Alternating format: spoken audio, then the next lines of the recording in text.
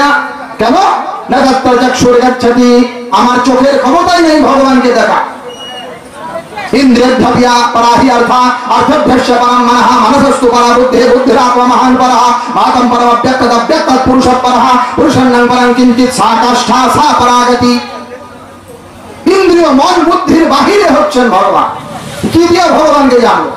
না তাকে দেখা যায়, না তাকে শোনা যায়, না তাকে ধরা যায়, না অনুভব করা যায়। ভগবানকে জানবো কি করে? তো শ্বেতাশ্বেতর উপনিষদে ঋষি বলছেন, শোনো শোনো, রাস্তা আছে। শোনান্ত বিশ্বে অমৃতস্য পুত্রা আজে ধামানি দিব্যানি তস্থো বেদামহমেকম পুরুষম মহন্তম আদিত্যবর্ণম তমস পরস্তাৎ তমেব বিদিত্বাতি মৃত্যুমেতি নয়ন্ন পন্থা বিদ্যতে অয়োনয়া। বেদ বলছে আমি জেনেছি ভগবানকে। ভগবানকে জানা যায় কি সেই পন্থা, কি সেই রাস্তা? এইবার মুন্ডক উপনিষদে যান। পরীক্ষলোকান কর্মচিতান ব্রহ্মণো নির্বেদ মায়া নাস্তকৃতঃ কৃতেন তদ্বিজ্ঞানার্থম স গুরুমেভাবি গচ্ছেত সমিত্পানি শ্রোত্রিয়ম ব্রহ্মনিষ্ঠম। বেদ বলছে ভগবানকে জানতে চাও? হ্যাঁ, তো তদ্বিজ্ঞানার্থম স গুরুমেভাবি গচ্ছেত। সেই ভগবানকে জানতে হলে আগে গুরুর কাছে যেতে হবে, আগে গুরু লাগবে। আপনারা শুনেছেন না অনুকূল ঠাকুরের পূজা করে কোন শাস্ত্রে আছে? আরে গোমূর্খ, শ্বেতাশ্বেতর উপনিষদের সর্বশেষ শ্লোকটা খুঁজে দেখো। यस्य देवे पराभक्ति यथा देवे तथा गुरौ तस्यैते कथिता हि अर्था प्रकाश्यन्ते महात्मा। যেমন ভক্তি ঈশ্বরে তেমন ভক্তি গুরুতে রাখতে হবে। গুরুতে ভগবত জ্ঞানে যদি ভক্তি নাই রাখতে পারো তাহলে ভগবত তত্ত্ব জানা যাবে না, বেদ বলছে। এজন্য গুরু লাগবে। বেদ বললেন উত্তিষ্ঠিতা জাগ্রতা প্রাপ্যবরা নিবোধতা ক্ষুরস্য ধারা ঈশিতা দুরত্তয়া দুর্গম পথস্তৎকময়া বদন্তি। কঠোপনিষদ, ওঠো, জাগ্রত হও, আর ভগবানকে পাইতে যাও তো প্রাপ্যবরা নিবোধতা, গুরুর কাছে যাও। গুরু লাগবে। न संपूज्य गुरुं देवं जो मूढ़ो पूजय भ्रमा ब्रह्म हत्या शतं पापम लभते नास्त्रत्य संशया। ब्रह्म परिवर्तन पुराणे लिखा আছে যারা গুরু পূজা বাদ দিয়া ভগবানের পূজা করে, না সম্পূজ্য গুরুং দেবং ইয়ো মূঢ়ো পূজয় ভ্রমা, যারা গুরুকে পূজা করা বাদ দিয়া ভগবানের পূজা করে। ভগবান নিজে বলছেন ব্রহ্ম হত্যা শতং পাপম লভতে নাস্ত্রত্য সংশয়। 100 ব্রাহ্মণকে হত্যা করলে যে পাপ, গুরু পূজা বাদ দিয়ে ভগবানের পূজা করলে সেই পাপ। জানো, কারণ গুরুই হচ্ছে ভগবানের সাকার মূর্তি। সত্যানুসরণ নামক গ্রন্থে ঠাকুর বলছেন গুরুই ভগবানের সাকার মূর্তি। আর এটা বেদেও বলা আছে, ব্রহ্মবিদ্য উপনিষদ গুরুরেবা হরি সাক্ষাৎ, গুরু সাক্ষাৎ হরি। কাজে গুরু লাগবে। সদ্গুরু শরণাপন্ন হও, সদ্গুরু লাগবে। বাহুনাং জন্মনামন্তে নৃণাম মোক্ষেচ্ছা জায়তে তথা সদ্গুরুমাশ্রিত্য চিরকাল সেবয়া বন্ধং কশ্চিৎ প্রয়াতি। বহু জন্মের পরে মানুষের ভিতরে ভগবানকে জানার বাসনা জন্মে। যদি কারো ভিতরে এরকম ভগবানকে জানার বাসনা জন্মে তো বেদ বলছে পৈঙ্গল উপনিষদের 2য় অধ্যায়, তারা সদ্গুরুমাশ্রিত্য, তখন সদ্গুরুর আশ্রয় নিও। কারণ সদ্গুরু ছাড়া কেউ কাউকে কারো পাপকে হরণ করতে পারে না। সদ্গুরু লাগবে। গুরু মানেই সদ্গুরু, সদ্গুরু লাগবে। নাক্ষমান্তৌ চ পিতারৌ পুত্রস্য কর্ম খণ্ডিতুম করতি সদ্গুরু শিষ্য কর্ম মূলানি কৃন্তম। নারদ পাঞ্চরাত্রে বলছে, ভালো করে শুনেন কথাগুলা। নাক্ষমান্তৌ চ পিতারৌ, কোন বাবা কোন সন্তানের পাপকে ক্ষয় করতে পারে না, কর্মবন্ধনকে খণ্ডন করতে পারে না। কে পারে? করতি সদ্গুরু শিষ্য কর্ম মূলানি কৃন্তম। কেবলমাত্র সদ্গুরুই পারে শিষ্যের কর্মবন্ধনকে ছিন্ন করে ব্রহ্মপদে লীন করা। এই জন্য সদ্গুরু লাগবে। গুরু ভক্তি, গুরু ভক্তি। ঠাকুর অনুকূল চন্দ্র বলছেন তুমি লতার স্বভাব অবলম্বন করো আর আদর্শরূপ বৃক্ষকে জড়িয়ে ধরো, সিদ্ধ কাম হবে। আদর্শ লাগবে। দ্বিতীয় শাস্ত্র। ভগবান শঙ্করাচার্য বলছিলেন গুরু আর শাস্ত্র এই দুটো লাগবে। গুরু বাক্য আর শাস্ত্র বাক্য এই দুইটাতে শ্রদ্ধা রাখো, এই দুইটাতে বিশ্বাস রাখো। শাস্ত্র কেন লাগবে? কারণ শাস্ত্র আর ভগবান অভেদ। যেমন গুরু আর ভগবান অভেদ, তেমনি শাস্ত্র আর ভগবান অভেদ। কোথায় আছে এটা? শাণ্ডিল্য স্মৃতিতে বলছেন অবতীর্ণ জগন্নাথ শাস্ত্র রূপেণ বৈ প্রভু। যেমন রাম অবতার আছে, যেমন কৃষ্ণ অবতার আছে, যেমন বুদ্ধ অবতার আছে, যেমন কল্কি অবতার আছে, সেই রকম এই শাস্ত্রগুলো হলো ভগবানের অবতার। কে বলছে? শাণ্ডিল্য ঋষি বলছেন অবতীর্ণ জগন্নাথ শাস্ত্র রূপেণ বৈ প্রভু। শাস্ত্র হচ্ছে ভগবানের অবতার। এই শাস্ত্রগুলো কি? বলে শাস্ত্র হচ্ছে ভগবানের স্বরূপ। আমরা কেন এই যে ঘন্টার পর ঘন্টা রতন বাবু বলছেন, রায়ন চক্রবর্তী বলছেন, আমরা তো কেচ্ছা কাহিনী বলতে পারতাম, সাপের উপর ব্যাঙ নাচে, ব্যাঙের উপর সাপ। আপনারা হয়তো এগুলো অনেকেই শুনেছে, আমরা ওইগুলো বলি না। আমরা বারবার শাস্ত্রের কথা বলছি। আপনাদের ভালো লাগুক আর না লাগুক, আপনাদের মনে চায় আর না চায়, আপনারা আমাদেরকে ডাকেন আর না ডাকেন, ক্ষতি নেই। কে কত আমাদের উপরে মন খারাপ করেন আর কে কত আমাদের গালি দেন, ক্ষতি নাই। পদ্মপুরাণে অবশ্য বলা আছে, কেউ যদি বিনা কারণে অন্যের নিন্দা করে, মন্দ করে, গালি দেয়, তাহলে যাকে গালি দিল তার পাপের ভাগটা সে নিল, আর এ যত পুণ্য করেছে পুণ্যের ভাগটা ট্রান্সফার হয়ে চলে গেল। এই জন্য আমাকে অনেকেই গালি দেয়, আমি জানি, তাদের প্রতি নমস্কার। আপনারা বেশি করে গালি দেন, ক্ষতি নেই, আপনারা যা ইচ্ছা ভাবতে পারেন, কিন্তু আমরা শাস্ত্রের বাইরে কথা বলি না। কেন বলি না? কারণ শাস্ত্র হচ্ছে ভগবানের স্বরূপ। কোথায় লেখা আছে? বৃহন্নারদীয় পুরাণ। পুরাণ ন্যায় মীমাংসা ধর্মশাস্ত্রাণি চ দ্বিজঃ সাঙ্গবেদশ্চ সর্বস্য বিষ্ণু রূপম প্রকীর্তিতম। পুরাণ, ন্যায়, মীমাংসা, এই যত শাস্ত্র আছে, আটকাছেরা বেদান্তি নয়। আটকাছেরা বেদান্তি মানে একদল আছে, এরা বলে যে আমরা খালি গীতা মানি, খালি গীতা মানি, আর কিছু মানি না। আরেক দল আছে, এরা বলে আমরা খালি বেদ মানি, পুরাণ মানি না। আরেক দল আছে, এরা বলে আমরা খালি ভাগবত মানি, আর কিছু মানি না। আরেক দল আছে, এরা বলে আমরা নরোত্তমের কবিতা মানি, আর মানি না। আজব খেলা চলছে দেশে। এক অন্ধ পথ দেখাচ্ছে, আরেক অন্ধ জনে। আজব খেলা চলছে দেশে, ভেবে দেখো মনে। গন্ডগোল চলছে। এই অর্ধেক মানি না, এইরকম ধান্দায় করবেন না। সবগুলোই মানতে হবে। পুরাণ, স্মৃতি, বেদ, উপনিষদ, বেদাঙ্গ, তন্ত্র যা আছে, যেগুলো আমাদের শাস্ত্রের আওতায় পড়ে, সব মানতে হবে। যে সমস্ত মূর্খরা বলছেন কলি যুগে আর ওগুলো বেদ চলে না, বেদ তিন কালেই চলে। বেদ সর্বকালের জন্য। ভূতং ভবৎ ভবিষ্যঞ্চ সর্বং বেদাৎ প্রসিদ্ধতি। মনুস্মৃতি। যা আগে হয়েছে, এখন হচ্ছে, আর ভবিষ্যতে হবে, এই সব কিছু বেদের দ্বারাই নির্মিত হয়। কলিকালে বেদ অচল হয়েছে তা নয়। যে সমস্ত ভণ্ডরা বলছেন যে কলি যুগে বেদ লাগবে না, এরা মূর্খ।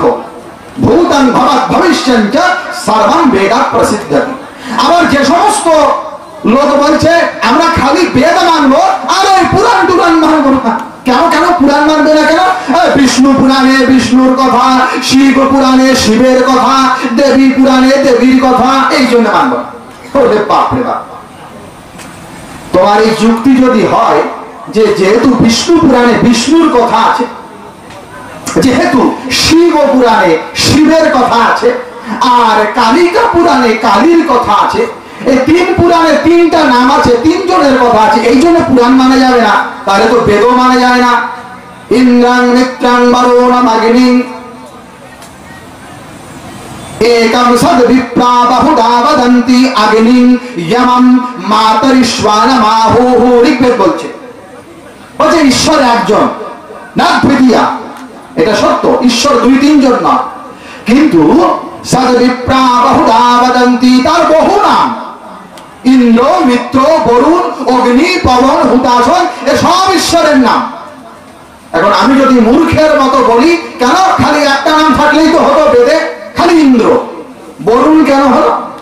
আবার খালি বরুণ। মিত্র কেন হলো? আবার খালি মিত্র। শিব কেন হলো? তো পাগলের প্রলাপ হবে। রুচিরাং বৈচিত্রা ঋজুকুটিলে নানা পথযোষাম নিরামেক গম্যস্তমসি পায়সামরণ বাইবা। ঈশ্বর অনন্ত। ঈশ্বর যেমন অনন্ত, তার গুণও অনন্ত, তার নামও অনন্ত। ভালো করে বুঝবেন কথাটা।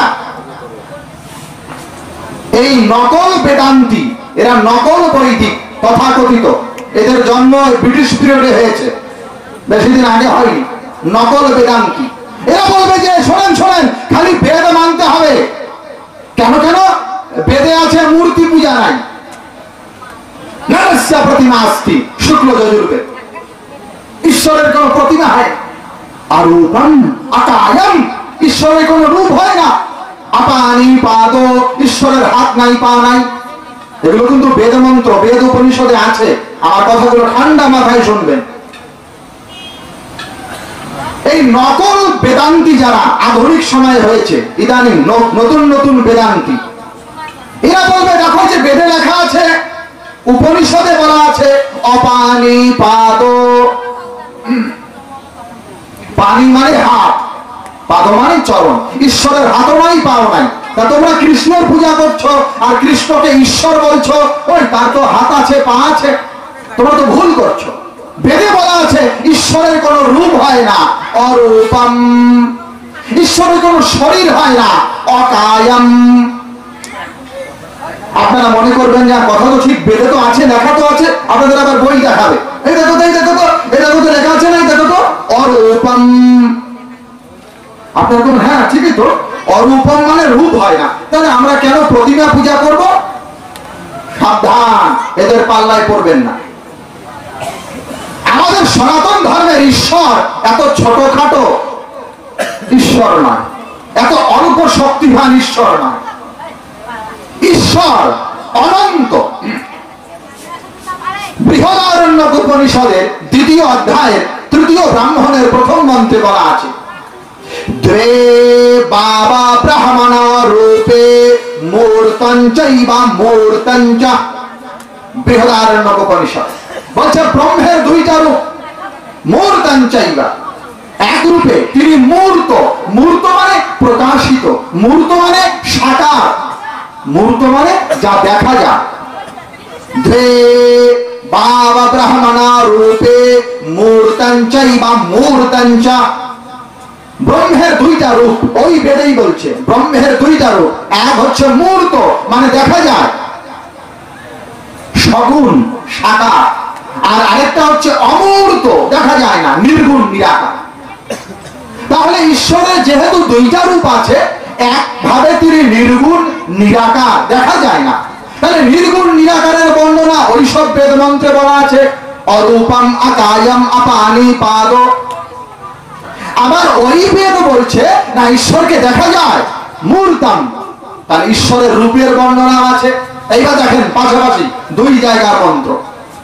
এক জায়গায় বেদ বলছে অপানি পাদ, ঈশ্বরের হাতও নাই, পাও নাই, বেদ বলছে। আবার সেই বেদ বলছে ঋগ্বেদে সহস্রা শীর্ষা পুরুষঃ সহস্রাক্ষ সহস্রপাদ। আরে কি বলো? সহস্র শীর্ষা, ঈশ্বরের হাজার হাজার মাথা। সহস্রাক্ষ, ঈশ্বরের হাজার হাজার চোখ। সহস্রপাদ, ঈশ্বরের হাজার হাজার পা। আরে আরে এটা কেমন কথা? এক জায়গায় বলছে অপানি পাদ, তার হাতও নাই, পাও নাই। আবার বলছে হাজার হাজার পা। ভালো করে বলে।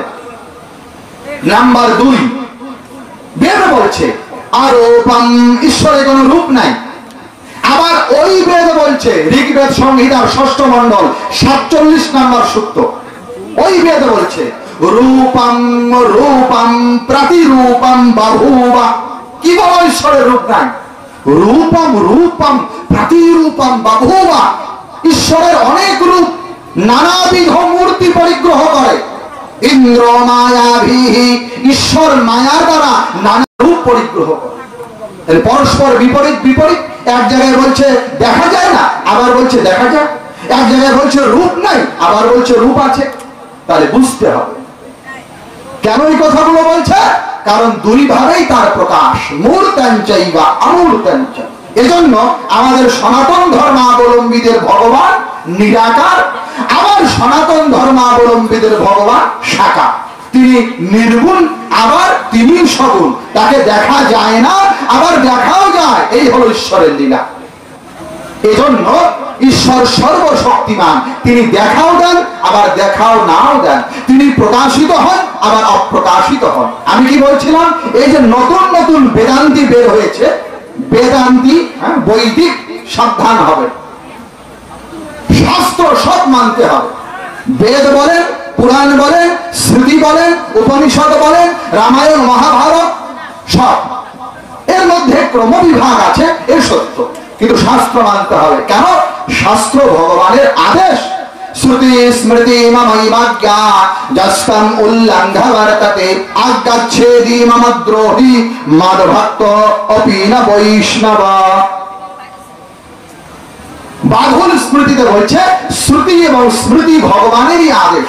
কাজেই যারা শ্রুতি এবং স্মৃতিকে মানেন তারা ভগবানের ভক্ত বৈষ্ণব, যারা মানেন না তারা ভক্ত হলেও বৈষ্ণব হতে পারবেন না। শাস্ত্র মানতে। আপনি অনেক ধর্ম করলেন, এই যে মায়েরা আছেন, আপনারা অনেক ধর্ম করলেন, কিন্তু যদি শাস্ত্র বহির্ভূত হয় কোনো লাভ নেই। আবার আপনারা অল্প ধর্ম করলেন, সামান্য ধর্ম, কিন্তু যদি শাস্ত্র সম্মত হয় তাহলে দাম আছে। ভগবান কৃষ্ণ বলছেন স্বল্পম আপি অস্য ধর্মস্য ত্রায়তে মহতো ভয়াৎ। অল্প অল্প, স্বল্পম আপি, খুব অল্প ধর্ম যদি কেউ করে তাহলে অল্প ধর্ম দ্বারাই তার হবে। এইবার আপনি অনেক ধর্ম করছেন, মনে করছেন যে ধর্ম, কিন্তু শাস্ত্রের পরিপন্থী, তাহলে কোনো লাভ হবে না। একটা দৃষ্টান্ত দেখাই আপনাদের মায়েদেরকে, বা যারা এখানে পুরুষরা আছেন আপনাদেরকে বলছি। যেমন জপ করতে হয়, জপ এটা শাস্ত্রে আছে, জপ করতে হবে, এটা ধর্ম। কলিযুগে নাম জপ করতে হয়। নাম সংকীর্তনম যস্য সর্ব পাপ প্রণাশনম প্রণাম দুঃখ শমনস্তম নমামি হরিম পরম। হরের নামৈব নামৈব নামৈব মম জীবনম কলৌ নাস্তেব নাস্তেব নাস্তেব গতিরন্যথা। ভগবানের নাম জপ করতে হয়, আমরা সবাই জানি। এই জপ তিন প্রকারের আছে, ভালো করে বোঝেন। এক, বাচিক জপ। বাচিক জপ মানে মুখ দিয়ে জোরে জোরে জপ করা। হরে কৃষ্ণ কৃষ্ণ কৃষ্ণ হরে হরে, হরে রাম রাম রাম হরে হরে। এই যে জপ করলাম এটাকে বলে বাচিক জপ, মুখ দিয়ে জোরে জোরে। আরেক প্রকার জপ আছে, একে বলে উপাংশু জপ। উপাংশু মানে এমন আস্তে আস্তে জপ করছে শোনা যায় শোনা যায় না, এমন আস্তে আস্তে জপ করছে শোনা যায় যায় না, একে বলে উপাংশু জপ। আরেক প্রকার জপ আছে, একে বলে মানস জপ। মানস জপ মানে জিহ্বা নড়বে না, ঠোঁট নড়বে না, দাঁত দেখা যাবে না, মনে মনে জপ করছে, মনে মনে জপ করছে। এই যে আমরা যারা অনুকূল ঠাকুরের দীক্ষা নিয়েছি, আমরা 2 বেলা জপ করি, আমরাও করি, কিন্তু মানস জপ। এইভাবে বসে এই সুন্দর করে মেরুদণ্ড সোজা করে বসে আমরা জপ করি, ঠিক আছে, এটাও একটা জপের পদ্ধতি। আবার অনেকে আপনারা মালায় জপ করেন, ওটাও পদ্ধতি। আমি মালাকে নিন্দা করছি না, আপনারা করেন, ওটাও একটা পদ্ধতি। আবার এই যে কেউ মানস জপ করছে, এটাও একটা পদ্ধতি। কিন্তু কোন জপের কি নিয়ম এইগুলো জানতে হবে। নিয়ম জেনে যদি জপ করেন তাহলে পুণ্য হবে, নিয়মের বাইরে যদি জপ করেন তাহলে পাপ হবে। তাই ভগবান মনে বললেন বেদি যজ্ঞা জপযজ্ঞা বিশিষ্টা দশবীর গুণাই উপাংশু শতগুণঃ সহস্রমানস স্মৃতঃ। যদি কেউ বাচিক জপ করে, জোরে জোরে জোরে জোরে জপ করছে, তার 10 গুণ পূর্ণ হয়। যদি কেউ উপাংশু জপ করে, আস্তে আস্তে খুব শোনা যায় শোনা যায় না, শোনা যায় শোনা যায় না, তাহলে 100 গুণ পূর্ণ হয়। আর যদি কেউ মানস জপ করে, মনে মনে জপ করছে, কোন মুখ নড়ে না, ঠোঁট নড়ে না, তাহলে কি হয় বলে সহস্র 1000 গুণ ফল। এইবার আমি মালা জপ করছি, ধরেন আমার গুরুদেব বলেছেন বাবা তুমি মালা জপ করিও তো, ধরেন উদাহরণস্বরূপ আমি একটা মালা হাতে নিয়ে জপ করছি। এই জপের নিয়ম আছে, নিয়ম না জেনে যদি জপ করি তাহলে এই জপের কোনো ফল তো হবেই না, উল্টা পাপ হবে। কি জপ? মালা জপের। মানস জপের কোনো বিধি নিয়ম নাই। মানস জপ মানে মনে মনে ওইটা লেট্রিনে বসেও জপ করতে পারে। মানস ভালো করে বুঝবেন, মানস জপ সব জায়গায় হবে। উষা নিশায় মন্ত্র সাধন, চলাফেরায় জপ, যথার সময় ইষ্ট নির্দেশ, মূর্ত করায় তপ, ঠাকুর অনুকূলচন্দ্র বলছেন এটা মানস জপ। কিন্তু যখন আপনি মালায় জপ করবেন তখন নিয়ম পালন করতে হবে। কি কি নিয়ম? চারখানা শাস্ত্রে বলা আছে পরিষ্কার করে। প্রথম বলা আছে বৃহৎ পরাশর সংহিতা। এই যে আমি শ্লোকগুলো বলবো এই রকমই কথা লেখা আছে হরি ভক্তি বিলাসে। গোপাল ভট্ট গোস্বামী এইগুলাই লিখেছেন মালা জপের নিয়ম। যারা এখানে গৌরীয় ভক্ত আছেন আপনাদের বাড়িতে হয়তো হরি ভক্তি বিলাস আছে, এই বক্তব্যটা শোনার পরে গিয়া দেখবেন আছে না নাই কথাগুলা। আমি কিন্তু বলছি না আপনারা মালা জপ ছেড়ে দেন, করেন না, আপনাদের গুরুদেব বলেছে, কিন্তু নিয়ম পালন করে। কতটুকু পালন করেন, ভুল করেন না ঠিক করেন, এবার একটু মনে মনে মিলায় নেন।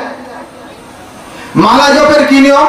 বৃহৎ পরাশর সংহিতা ৪র্থ অধ্যায় বলছেন নাক্রমণ্য সহাসন্যা পার্শ্বম অবলোকয়াম নগ্ন সত্তান জল্পশ্চ ন চৈব ঊর্ধ্বশিরস্তথা। নাক্রমণ্য সহাসন বলছেন হাঁটিতে হাঁটিতে চলিতে চলিতে জপ করা যাইবে না। নাক্রমণ তাহলে একটা হাতে মালা নিয়েছি, রাস্তায় হাঁটছি আর জপ করছি, মনে করছি এটা আমি তো ভালো ধর্ম করছি, কিন্তু শাস্ত্রের বাইরে হচ্ছে, এজন্য অধর্ম। নাক্রমণ্য সহাসন্যা হাঁটিতে হাঁটিতে চলিতে চলিতে জপ নিষেধ। না হাসন হাসিতে হাসিতে নিষেধ। আর কি? না জল্পশ্চা অন্য কিছু চিন্তা করছি আর মালা জপ করছি, এটা করা যাবে না। কোথায় আছে এটা? বৃহৎ পরাশর সংহিতার ৪র্থ অধ্যায়। নাম্বার ২ পূর্ব পুরাণের উপরই ভাগ খুলবেন, সেখানে জপের নিয়ম বলছে। কি নিয়ম? জপকালে না ভাষেতা নান্যানি প্রেক্ষয়েদ বুধঃ না কম্পয়েৎ শিরোগ্রীবান দন্তান্নৈব প্রকাশয়েৎ গুহ্যকা রাক্ষসা সিদ্ধা হরন্তি প্রসভম জপঃ একান্তেষু শুচৌ দেশে তস্মাৎ জপ্যং সমাচরেৎ। পূর্ব পুরাণ উপরিভাগ। জপের কি নিয়ম বলছে?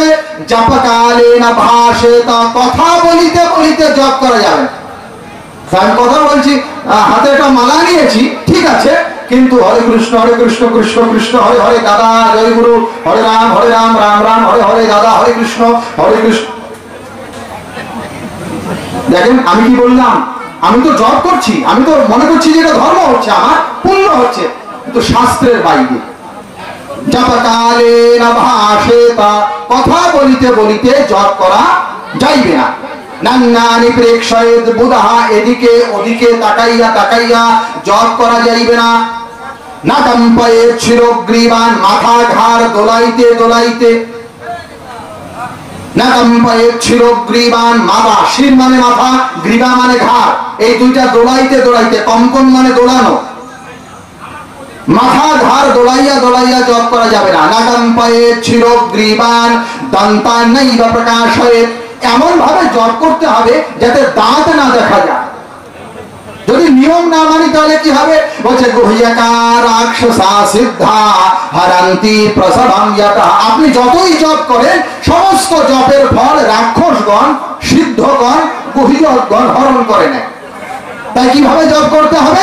বলে একান্তেষু শুচৌ দেশে তস্মাৎ জপ্যং সমাচরেৎ। একান্ত মনে পবিত্র জায়গায় বসে জপ করতে হবে, জপের নিয়ম। আর কি নিয়ম আছে? অঙ্গিরা সংহিতায় বলছেন অগ্নাগারে গবাঙ্গুষ্ঠে দেব ব্রাহ্মণ সন্নিধৌ আহারে জপকালে চ পাদুকানাং বিসর্জনম। অগ্নাগারে মানে যেখানে হোম হয়, গবাঙ্গুষ্ঠে যেখানে গোচরণ ভূমি, দেব ব্রাহ্মণ সন্নিধৌ দেবতার সম্মুখে, ব্রাহ্মণের সম্মুখে, আহারে খাওয়া দাওয়া করার সময়, জপকালে আর জপ করার সময় কি করা লাগবে? বলে পাদুকানাং বিসর্জনাম, পায়ে পাদুকা, স্যান্ডেল, খড়ম, জুতা এগুলো রাখা যাবে না। তাহলে আমি কি বলতে চাচ্ছি? শাস্ত্রের নিয়মটা জেনে বুঝে আমাকে ধর্ম করতে হবে। নিয়ম না জেনে না বুঝে ধর্ম করলে হবে না। এই জন্য আমি বারবার করে বলছি, যতটুকু ধর্ম করবেন অল্প করেন, কিন্তু শাস্ত্রের বিধি জেনে করতে হবে।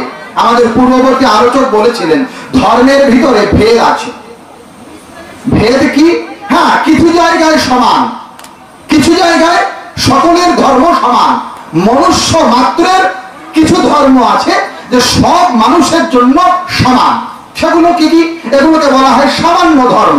ভগবান বিষ্ণু বিষ্ণু সংহিতায় এই সামান্য ধর্মের কথা বলেছেন।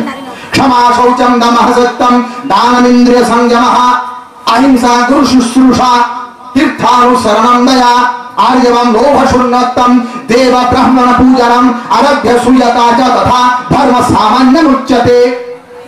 বিষ্ণু সংহিতায় ভগবান বিষ্ণু বলছেন, হ্যাঁ কিছু ধর্ম আছে যে সবার জন্য সমান, পুরুষ হোক নারী হোক, সধবা হোক বিধবা হোক, ছেলে হোক মেয়ে হোক, ব্রাহ্মণ হোক ক্ষত্রিয় হোক, সবার জন্য সমান। এগুলোকে বলে সামান্য ধর্ম। কি কি সেগুলো? বলছে ক্ষমা, ক্ষমা করতে হবে, ক্ষমাশীল হতে হবে, এটা সবার জন্য। সত্যম, সত্য কথা বলতে হবে, সবার জন্য। দামাহা, ইন্দ্রিয়কে সংযত রাখতে হবে, সবার জন্য। দানা, দান করতে হবে, সবার জন্য। অহিংসা, হিংসা করা যাবে না, সবার জন্য। গুরু শুশ্রূষা, গুরু সেবা করতে হবে, সবার জন্য। দেব ব্রাহ্মণ পূজনম, দেবতার পূজা করতে হবে। হ্যাঁ, দেবতার পূজা কেন? আমরা তো জানি দেবতার পূজা করিলে দেবলোকে যায়, পিতৃগণের পূজা করিলে পিতৃলোকে যায়, আর ভগবান কৃষ্ণের ভক্ত ভগবান কৃষ্ণকেই পায়। দেবতার পূজা কেন করব? ভালো করে বুঝবেন, সমাজে অনেক গন্ডগোল চলে, এটা কলিযুগ, এখানে সব উল্টা চলে, উল্টা। নারী বিবাসনার সকল গোসাই না চাহি না কমর কট কি ভাই অশুদ্রাদি জন উপদেশ হি জ্ঞান মেলি জন উলেহি কুদানা। এই কলিযুগে সব উল্টা। নারী বিবাসনার সকল গোসাই, পুরুষরা নারীদের প্রতি এত আকৃষ্ট হয়ে যায়, না চাহি না কমর কট কি ভাই, ভাই যেমন বাঁদরকে নাচায় এরকম পুরুষরাও নাচে। আর শূদ্র দ্বিজন উপদেশ হি জ্ঞান, ব্রাহ্মণ ক্ষত্রিয় বৈশ্য ধর্মচর্চা ছেড়ে দেয়, শূদ্ররা উপদেশ দেয়। মেয়ে নিজে নয় লেহি কুদানা, বড় বড় কবিতা করে যাদের অধিকার নাই, আর দান গ্রহণ করে। ব্রহ্ম জ্ঞান বিনু নারী নারা কাহি না দুসরি বাত, আর গৌরী লাগি লোভবসা কারাহি বিপ্র গুরু ঘাত। খালি ব্রহ্ম জ্ঞান, দেখবেন আপনারা কথায় কথায় বলে ব্রহ্ম জানাতি সব ব্রাহ্মণ, ব্রহ্ম জানাতি সব ব্রাহ্মণ। বাপ, সবাই ব্রহ্ম জ্ঞান, ব্রহ্ম জ্ঞান বিনু নারী নারা। ব্রাহ্মণকে বলে, তুমি কিসের ব্রাহ্মণ? তুমি তো ব্রাহ্মণের ঘরে জন্ম নিয়েছো, ব্রহ্মকে জানেছো? যিনি ব্রহ্ম জানে তিনি ব্রাহ্মণ। এটা কলিযুগে যখন কথাবার্তা হবে, এটা তুলসীদাস লিখে দিয়েছেন বহু আগে, রামচরিত মানস পড়ে দেখবেন। ब्रह्म ज्ञान बिनु नारी नरा कहाहि ना दूसरी बात, और कौरी लागी लोभवसा कराहि विप्र गुरु घात। और की बहे बोले बात ही शूद्रादि जन सन हम तुमसे कछु घाटी, जानाई ब्रह्म सो विप्रवर आंख दिखावा ही डांटी। बड़ो बड़ो चोख करे ताकाबे, आय तुमी किसेर ब्राह्मण, तुमी ब्रह्म जानो? आंख दिखावा ही डांटी। হবে কলিযুগে, আমরা জানি। আর শাস্ত্রটি মিথ্যা হবে নাকি? আমরা যে রায়ন চক্রবর্তীকে যে গালি দেবে, এটা তো আমি জানি শাস্ত্র মিথ্যা হয়ে যাবে। গালি দেবে, কোথায় লেখা আছে? এটা বৃহৎ ধর্ম পুরাণ উত্তরখণ্ড। হ্যাঁ, আমরা তো গালি খাবো না, শাস্ত্রের বাদ তো মিথ্যা হয় নাকি? কি লেখা আছে বলে শোনো, কলিযুগে কি হবে? আর খালো ভাগ সভ্যাশ্চ মন্ত্রং দশ্যন্তি বেশিনঃ। अन्तः शठा महाक्रूरा परद्रव्याभिलिप्सवः भ्रमन्ते वैष्णवैर्वेषधाजैः सन्त सज्जनान् पुराणार्थवीरां साधुशीलानां च द्विजन्मनां देवता देशकास्ते वै देशयिष्यन्ति सर्वदा।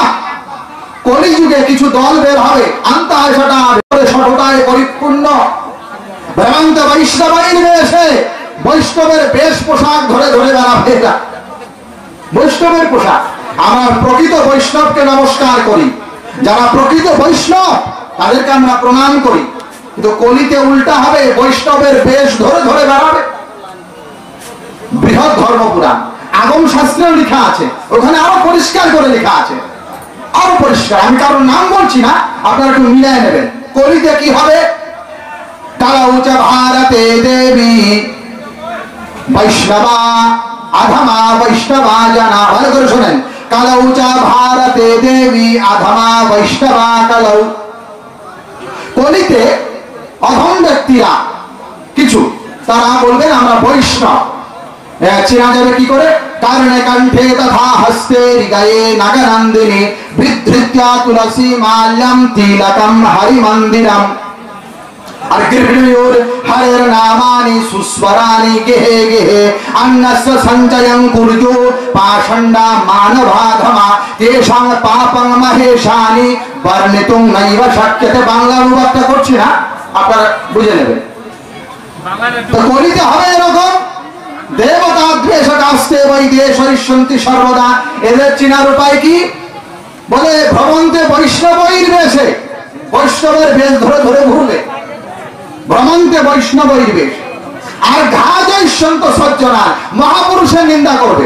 অনুকূল ঠাকুর খারাপ, রামকৃষ্ণ খারাপ, নিগমানন্দ খারাপ, বালক ব্রহ্মচারী খারাপ, লোকনাথ ব্রহ্মচারী খারাপ, বামা খাপা খারাপ, ত্রৈলঙ্গ স্বামী খারাপ, খালি মহাপুরুষের নিন্দা করবে। পুরাণার্থবিদাং সাধুশীলানাং চ দ্বিজন্মনাম, ব্রাহ্মণের নিন্দা করবে। ব্রাহ্মণ কলিযুগের ব্রাহ্মণ ঢোকা সাপ। হ্যাঁ, কলিযুগের ব্রাহ্মণ মানা যাবে না। দেবতা দ্বেষক আসতে বই, দেবতা নিন্দা, শিবের পোশাক খাইলে কুকুর হবে।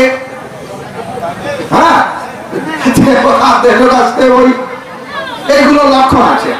তো এই জন্য আমি কি বলছি, আপনারা মনোযোগ দিয়ে শুনবেন। আপনাদের ভগবান মেধা দিয়েছেন, বুদ্ধি দিয়েছেন। যে বলে রাম তারই সঙ্গে যান, ওইটা না। শাস্ত্র বিচার মেনে কর্ম করতে হবে, শাস্ত্র বাক্য। তা আমি কি বলছিলাম, এই যে সামান্য ধর্ম এগুলা, দেব ব্রাহ্মণ পূজনম, দেবতার পূজা করতে হবে। দেব দ্বিজ গুরুপাদ্য পূজনম শৌচমার্জমম ব্রহ্মচর্য অহিংসা চ শারীরাম তপোচ্যতে। ভগবান কৃষ্ণ গীতাতেও বলেছেন, দেবতার পূজা, ব্রাহ্মণের পূজা, গুরুর পূজা, এগুলোকে শারীরিক তপস্যা বলে, দেবতার পূজা। আর বিশেষ ধর্ম আছে। বিশেষ ধর্ম কি? ভাগ করা আছে, ভাগ করা। যেমন সধবার জন্য একরকম, বিধবার জন্য আরেক রকম। এই যে এখানে অনেক মায়েরা আছেন, আপনারা অনেকে আছেন সধবা, মানে বিয়ে হয়েছে। আচ্ছা, আপনারা অনেক প্রণাম মন্ত্র জানেন, আমি জানি, আপনাদের ছোট করছি না, আপনারা হয়তো অনেকেই জানেন।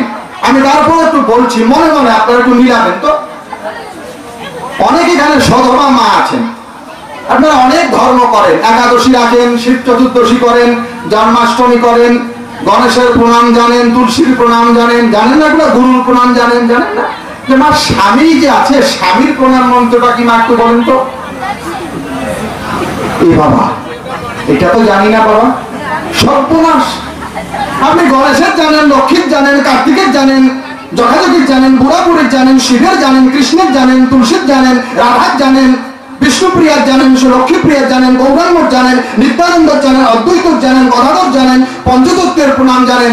আপনি যে বিবাহ করেছেন, আপনার স্বামী পতি দেবতা, তাকে কি বলে ভক্তি দিতে হয় এইটা জানেন না? আসল কাজে ফাঁকা না, এর নাম কলিযুগ। আসল জায়গায় আমাদের হাতে নাই। তাহলে সধবা নারীর ধর্ম কি? এবার শোনেন ভালো করে। সধবার জন্য সব থেকে বড় ধর্ম কি? কোন ধর্ম করলে একেবারে উত্তম কুল হবে, উত্তম স্থান হবে, আর কোন ধর্ম না করলে সব ধর্ম রক্ষা চলে যাবে, এটা জানতে হবে। সধবার কি ধর্ম সব থেকে বড়? তো ভাগবতের দুই জায়গায় বলা আছে। ভগবান কৃষ্ণ নিজে বলেছেন, দেবর্ষি নারদ বলেছেন। ভাগবতের দশম স্কন্ধে ভগবান কৃষ্ণ বলছেন, সধবার সব থেকে বড় পরধর্ম, বড় মানে উৎকৃষ্ট। কি সেটা? বলে ভারত শুশ্রূষাম স্ত্রীনাম পরো ধর্ম হিয়া মায়া। সধবা নারীর পর মানে উৎকৃষ্ট ধর্ম হলো ভরতু শুশ্রূষা, আপন আপন স্বামীর সেবা করা। এইটা কেমন ভাবে সেবা করা? এবার দেবর্ষি নারদ বলছেন, স্ত্রীণাম চ পতিদেবানাম তৎশুশ্রূষা অনুকূলতা তদ্বন্ধূষণ বৃত্তিশ্চ নিত্যং তৎব্রতচারিণাম। স্বামীকে কেমন ভাবে দেখতে হয়? বলে স্ত্রীণাম চ পতিদেবানাম, পতিকে দেবতার মতো, দেবতা অর্থে এখানে ভগবান, দেবে পরাভক্তি, ভগবান জ্ঞানে ভক্তি করতে হয়। তৎশুশ্রূষা অনুকূলতা, প্রসন্ন হইয়া তার সেবা করতে হয়। তদ্বন্ধূষণ বৃত্তিশ্চ, শ্বশুর শাশুড়ি এদেরও সেবা করতে হয়। নিত্যং তদ্ব্রতচারিণাম, স্বামী যে যে ধর্ম কাজ করে সতী সাধ্বী নারীর দায়িত্ব হলো সেই ধর্ম কাজে স্বামীর সহযোগিতা করা। এটা নারীর সব থেকে বড় ধর্ম। আপনি যদি স্বামী সেবা না করেন, আপনি সধবা, স্বামী সেবাকে লঙ্ঘন করে আপনি যে ব্রতই করেন কোনো লাভ নাই। ভালো করে বুঝুন, আমি এটা বলছি না যে সধবাদের ব্রত করা নিষিদ্ধ, আমি এটা বলছি না। সধবারা ব্রত করতে পারবে না, ভালো করে বোঝেন, আমি এটা বলছি না। হ্যাঁ, যদিও শাস্ত্রে লেখা আছে জীবাদ ভট্টারে যোশিত উপবাস ব্রতঞ্চরে আয়ুষ হারতে ভর্তু নরকঞ্চইবা গচ্ছতি, বিষ্ণু সংহিতায় আছে। কিন্তু এর তাৎপর্য বুঝতে গেলে আপনাদেরকে স্কন্দ পুরাণ পড়তে হবে। সধবাদের জন্য বলা হচ্ছে ব্রত উপবাস নিয়ম ভর্তুর উল্লঙ্ঘ যাচরে আয়ুষ্যা হরতে ভর্তু মৃতা নিরয় মৃচ্ছতি। আপনি ব্রত করেন, উপবাস করেন, তীর্থ করেন, ব্রত উপবাস নিয়ম ভর্তুর উল্লঙ্ঘ যাচরে, যদি স্বামীকে লঙ্ঘন করে করা যায়, ব্রত উপবাস বা নিয়ম যদি স্বামীকে লঙ্ঘন করে করা হয় তাহলে কি হবে? মানে আয়ুষ্যা হরতে ভর্তু, ওই যত ব্রত করবেন, যত উপবাস করবেন, যত নিয়ম পালন করবেন স্বামী লঙ্ঘন করে, অত বেশি স্বামীর আয়ু হরণ হবে। আর মৃতা নিরয় ইচ্ছতি, মরার পরে স্বর্গ বৈকুণ্ঠ নয়, নরক যেতে হবে। কাজেই সধবার জন্য আপন আপন স্বামীকে সেবা করা সব থেকে বড় ধর্ম। আর স্বামীদেরও ধর্ম আছে, তো নারীদের ধর্ম বললাম, পুরুষের ধর্ম নাই, পুরুষের দায়িত্ব আছে। পুরুষের কি দায়িত্ব? বলে পিতৃভীর ভাতৃভীশ্চৈতা পতিভি দেবরৈস্তথা পূজ্যা ভূষৈতব্যাশ্চ বহু কল্যাণমিপ্সুভি। স্বামীরা ধরে ধরে বউকে পিটাবেন এইটা শাস্ত্র বলছে না। খালি বউরাই স্বামীর ভক্তি করবে, খালি নারীরাই স্বামীকে সেবা করবে, আর স্বামীরা কোনো বউয়ের খবর রাখবে না, এইটা কিন্তু শাস্ত্র বলছে না। নারীদেরও যেমন আদেশ দিয়েছে যে স্বামীকে ভক্তি করো, তেমনি পুরুষদেরকেও বলেছেন পিতৃভীর ভাতৃভীশ্চৈতা পতিভি দেবরৈস্তথা পূজ্যা ভূষৈতব্যাশ্চ বহু কল্যাণমিপ্সুভি।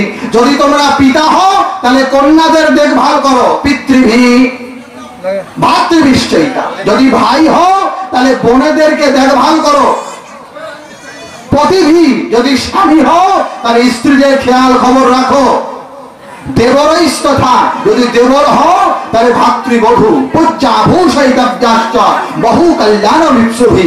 আপন আপন কন্যাদের, আপন আপন বোনেদের, আপন স্ত্রী, আপন ভাতৃবধূর খেয়াল খুশি, তার ভোজন বস্ত্র কি কি প্রয়োজন এইগুলো দেখভাল করাও পুরুষের দায়িত্ব। যদি পুরুষ বউকে বিনা কারণে আঘাত করে, ভালো করে বোঝেন, যারা বউ পিটায়, বউ পিটা পুরুষ, আপনারা শোনেন, বরাহ পুরাণে ভগবান বলছেন পত্নীং প্রিয় সখাঙ্গস্য সাধ্বিং হিংসতি নির্ঘৃণঃ নাতেন তাং প্রপ্রবন্তি হিংসকা দুষ্টয়োনিয়া। যে সমস্ত পুরুষরা বিনা কারণে সতী সাধ্বী পতিব্রতা নারী রমণী স্ত্রীদের গায়ে আঘাত করে, তো বরাহ পুরাণে লেখা আছে নাতেন তাং প্রপ্রবন্তি হিংসকা দুষ্টয়োনিয়া। ওই বউ পিটানো স্বামীরা মরার পরে দুষ্ট দুষ্ট নিম্ন নিম্ন জনিতে যাবে, সাবধান।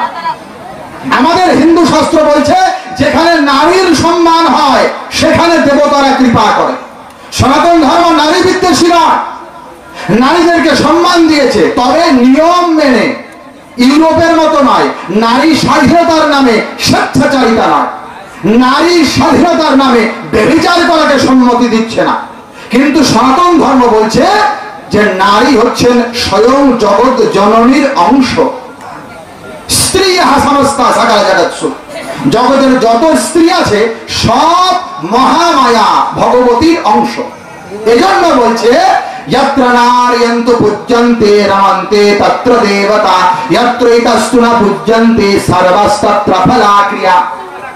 যেখানে নারীর পূজা হয়, यत्र नार्यन्तु पूज्यन्ते रमन्ते तत्र देवता, সেখানে দেবতারা নিবাস করেন, ক্রীড়া করেন, আনন্দ করেন, আশীর্বাদ করেন। यत्र इतस्तु न पूज्यन्ते, যেখানে নারীর সম্মান হয় না, নারীর পূজা হয় না, सर्वस्तत्र फला क्रिया, সেখানে সব ক্রিয়া বিফল হয়ে যায়। এই জন্য পুরুষেরও দায়িত্ব আছে নারীদের সম্মান করা, তাদের মর্যাদা দেওয়া, যথোচিত তাদের ভরণ পোষণ দায়িত্ব রাখা, এগুলো পুরুষেরও দায়িত্ব। পিতার প্রতি যেমন সন্তানের কর্তব্য আছে, সন্তানের প্রতিও পিতার কর্তব্য আছে। পুত্রের কর্তব্য কি? পুত্রাণ হি পরধর্ম পিতৃ শুশ্রূষাম যথা। পুত্রের, সন্তানের, ছেলে হোক বা মেয়ে হোক, তাদের সব থেকে বড় ধর্ম হলো বাবা মায়ের সেবা করা। ঠাকুর অনুকূল চন্দ্র বলছেন পিতায় শ্রদ্ধা মায়ে টান, সেই ছেলে হয় সাম্য প্রাণ। আর মাতৃভক্তি অটুট যত, সেই ছেলে হয় কৃতি তত। আরাধ্যদের পিতাকে তুমি নিত্য করো নমস্কার, জ্ঞানদাতা তিনি যেন শিব রূপে তিনি তোমার। তার বাপ মায়ের সেবা করতে হবে, এটা বেটা মানে পুত্র বা কন্যার সব থেকে বড় ধর্ম। 4 প্রকারের পুত্র আছে ভাগবত পুরাণে বলছে। এখানে যারা ছেলে মেয়ে আছে শুনে রাখো, 4 প্রকারের পুত্র হয়। প্রথমকে বলা হয়েছে উত্তম, দ্বিতীয়কে বলা হয়েছে মধ্যম, তৃতীয়কে বলা হয়েছে অধম, আর চতুর্থ আরেকটা সংজ্ঞা আছে। কি কি? উত্তম পুত্রকে উত্তমাশ্চিন্তিতম গরিয়াত, পিতা মাতাকে মুখ দিয়ে বলা লাগে না। এমন ছেলে মেয়ে আছে যে বাপ মায়ের মুখ দেখলেই বুঝতে পারে যে মায়ের এটা দরকার, বাবার এটা দরকার। বাবা মাকে মুখ দিয়ে বলতে হয় না, ছেলে মেয়ে বাবার চেহারা দেখেই বুঝতে পারে এইটা দরকার। তো ভাগবত বলছে উত্তমাশ্চিন্তিতম গরিয়াত, যে সমস্ত পুত্র পিতা মাতার আদেশকে অপেক্ষা না করে মুখে বলার আগেই পিতা মাতার সমস্ত কর্তব্য আদেশকে বুঝে পালন করে, তাকে বলে উত্তম পুত্র, উত্তম কন্যা। প্রত্যকারিত মধ্যমহা, আর মধ্যমকে না বাবা মা বলবে তারপরে করবে। যেমন বাপে বলে এই গীতাটা পড়ো তো, তারপরে গীতা পড়ছে। বাবা বলছে এই পড়াশোনা করো তো, তারপরে বই নিয়ে বসছে। এ হচ্ছে মধ্যম পুত্র। প্রত্যকারিত মধ্যমহা।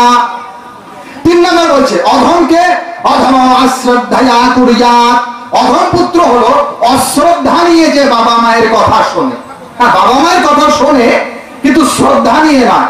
বাবা বলেছে যাও তো ওই দোকান থেকে আমার জন্য ওষুধ নিয়ে আসো, তো ছেলে বলছে ধুর আমার খালি ওষুধ লাগে, এখন একটু ঘুমাবো, এই রাত্রিবেলা এখন 11টা বেজে গেছে, এখন আমাকে বলছে ওষুধ আনতে। বাবা বলেছে ঠিক আছে যাই আনি। অশ্রদ্ধায় গিয়া বাবার কাজ মায়ের কাজ করে। এরা হচ্ছে অধম, অধম অশ্রদ্ধায়া কুর্যাৎ। 3 প্রকার হলো উত্তম, মধ্যম, অধম। আর চতুর্থ কি বলে আকার্ত উচ্চারিতাম পিতুঃ। আর চতুর্থ 4 নাম্বার সিরিয়ালে যে সন্তান আছে এরা কারা বলে যতই বাবা বলে আর যতই মা বলে, এরা কোনোদিন বাবার কথাও শোনে না, মায়ের কথাও শোনে না। এরা কি বলে? এরা পুত্র নয়। বলে এরা তাহলে কি বলে? পুত্র লিখতে যেমন লাগে পয় হুস্যু তয় রফলা, কি হয়? পুত্র। বলে এরা হবে কি বলে ময় দুর্ঘু আর তয় রফলা, কি হবে?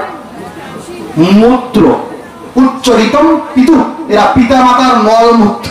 এরা পুত্র আর মূত্র এই দুইয়ের উৎপত্তি একই স্থান থেকে। এই জন্য যে সমস্ত ছেলে বা মেয়ে হাজার বাপ মা বলে তারপরে কথা শোনে না, এরা পুত্র নয়, মূত্র।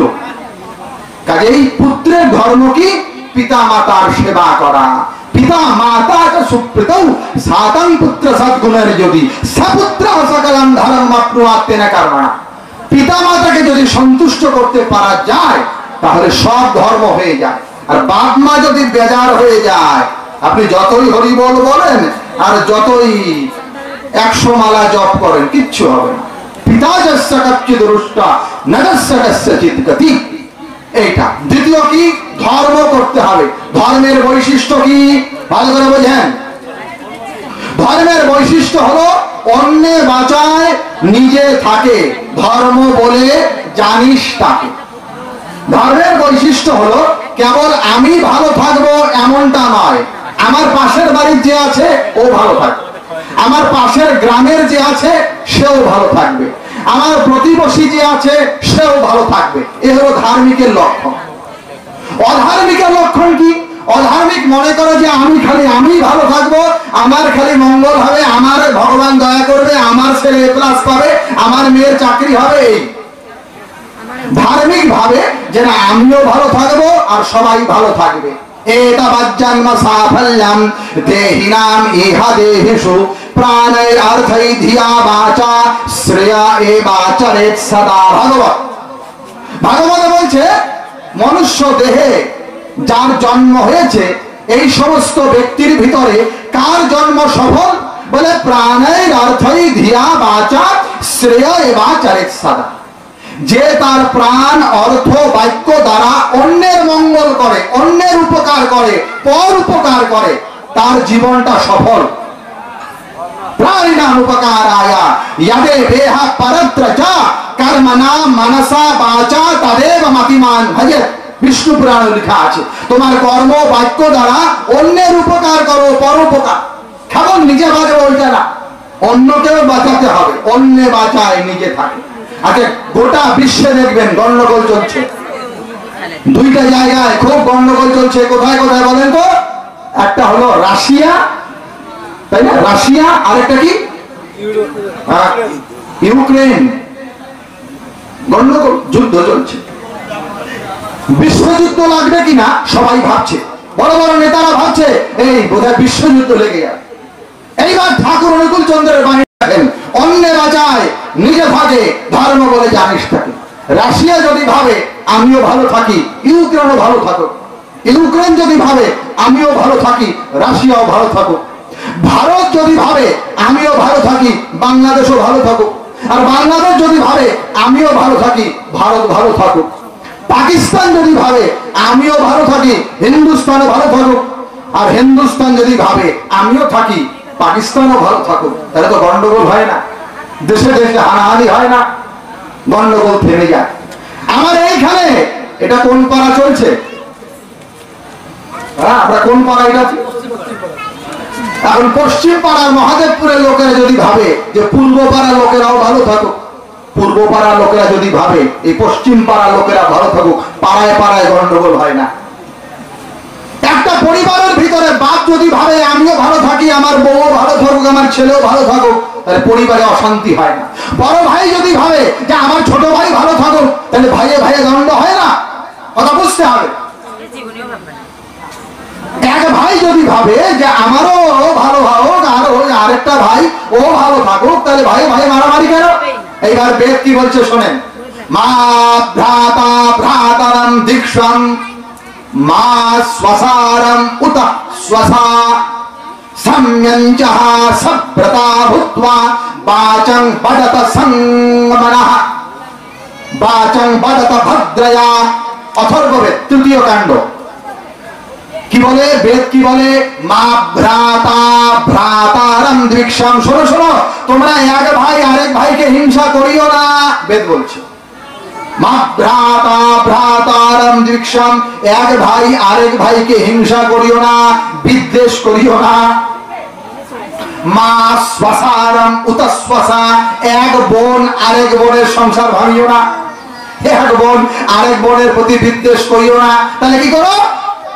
সম্যঞ্চা সভ্যতা ভূত্বা, একে অপরের সমমনা হও। সভ্যতা ভূত্বা, একে অপরকে সহযোগিতা করো। বাচং বদত ভদ্রয়া, আর পরস্পর পরস্পরের সঙ্গে ভালো কথা বলো, ভদ্র কথা বলো, ঝগড়াঝাটি করিও না, বেদ বলছে।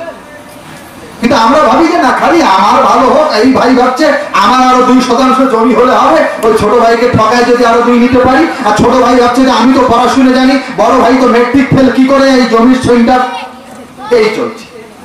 ধর্মের লক্ষণ হলো যে আমিও ভালো থাকবো, আমারও কল্যাণ হবে, ওরও কল্যাণ হবে, ধার্মিকের লক্ষণ।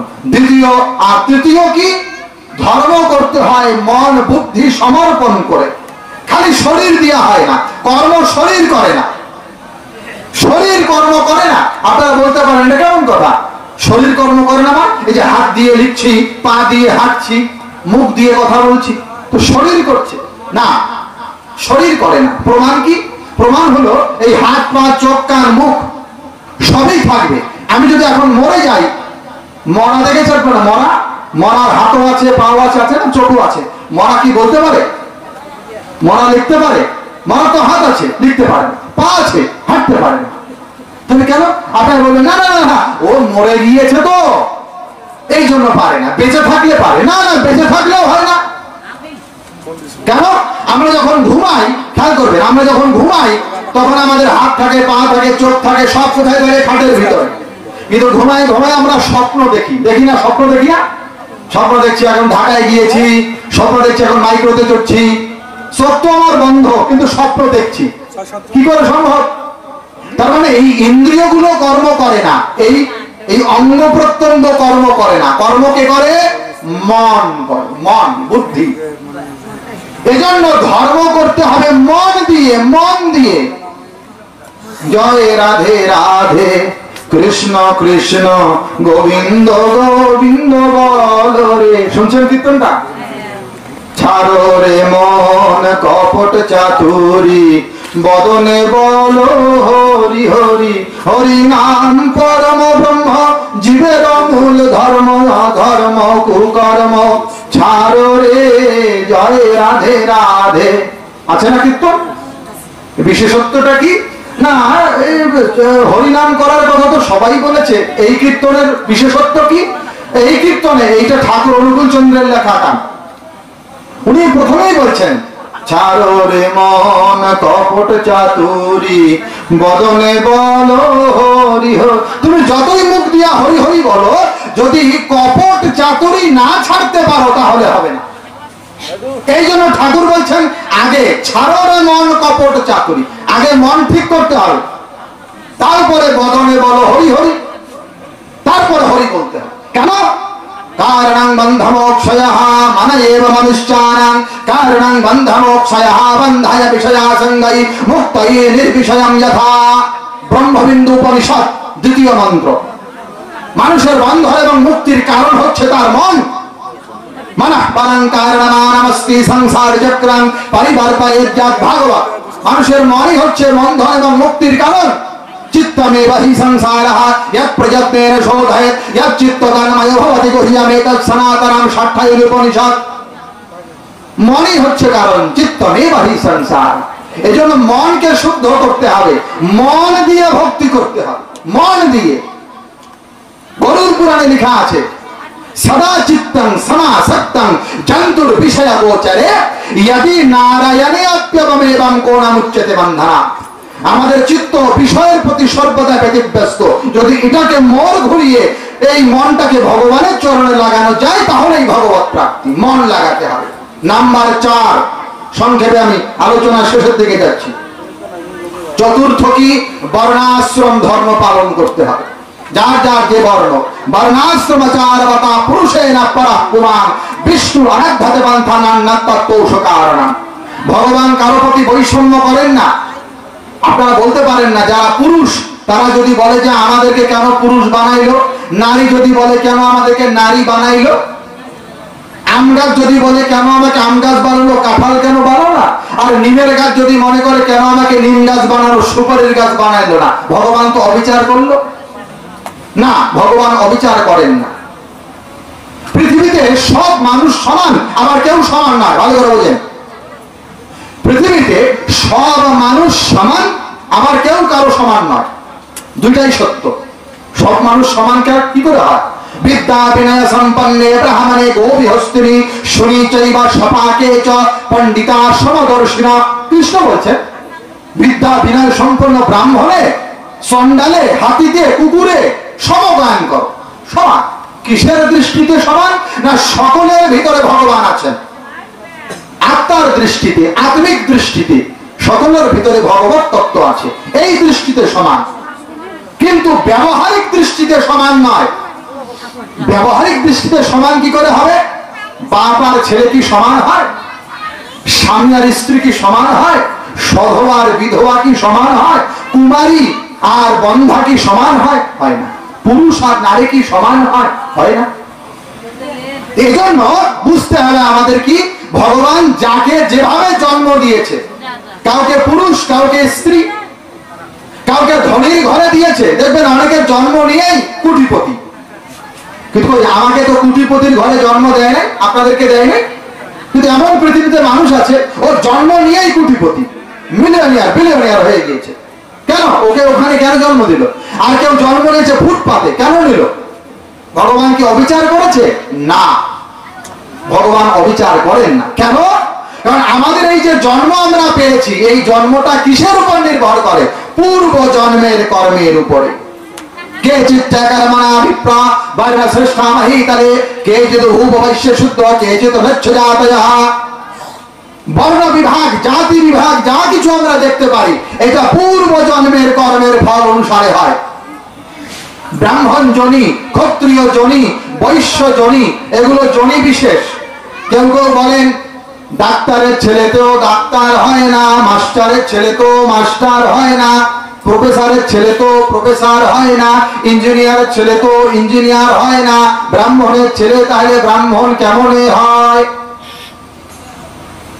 আমরা তো বলি হ্যাঁ, কথা তো যুক্তি আছে, ঠিকই তো। ইঞ্জিনিয়ারের ছেলে তো ইঞ্জিনিয়ার হয় না, কাপড়ওয়ালার ছেলে তো কাপড়ওয়ালা হয় না, কর্মকারের ছেলে তো কর্মকার হয় না। মানে হইতেও পারে, নাও হইতে পারে। ব্রাহ্মণের ছেলে ব্রাহ্মণ, ক্ষত্রিয়ের ছেলে ক্ষত্রিয়, বৈশ্যের ছেলে বৈশ্য, এটা কেমনে হয়? ঠান্ডা মাথায় বুঝবে। এই উদাহরণটা যারা দিচ্ছেন তাদের উদাহরণটাই গন্ডগোল, উদাহরণটাই ভুল। কেন ভুল? কারণ যে ডাক্তার বলছি, ইঞ্জিনিয়ার বলছি, ব্যারিস্টার বলছি, উকিল বলছি, মাস্টার বলছি, প্রিন্সিপাল বলছি, এগুলো কি? এগুলো পেশা, এগুলোকে বলে বৃত্তি। যিনি দোকানদার করেন তিনি দোকানি, যিনি চিকিৎসা করেন তিনি ডাক্তার, যিনি শিক্ষকতা করেন তিনি শিক্ষক। এগুলো বৃত্তি, পেশা।